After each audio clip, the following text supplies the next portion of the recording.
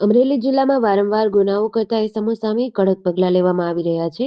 Babra police station વિસ્તારના do letter આપવા બાબત ફરિયાદી ભરતભાઈ કનુભાઈ રાદડિયાના શોરૂમમાં આરોપી પ્રતાપભાઈ બદરુભાઈ ધાધલ દ્વારા ગાળો આપવી તથા જાનથી મારી નાખવાની ધમકી આપવાની ઘટના બની હતી. ત્યારબાદ આરોપીએ બંદૂક રાખી ફરિયાદીના શોરૂમમાં ગેરકાયદેસર પ્રવેશ કરી છરી વડે હુમલો કરવાનો પ્રયાસ કર્યો હતો.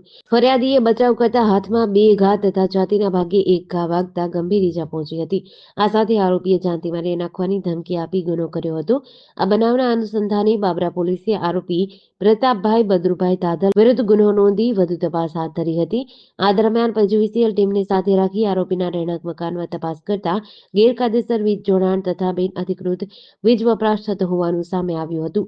વીજળી અધિનિયમ મુજબ પીજીવીસીએલ દ્વારા દંડનીય બિલ ફટકારવામાં આવી આરોપીના રહેણાંક મકાનેથી ગેરકાયદેસર વીજ જોડાણ દૂર કરી કાયદેસરની કાર્યવાહી હાથ ધરી છે. જેડીસી ન્યૂઝ સાથે મૌલિક દોશી, અમરેલી.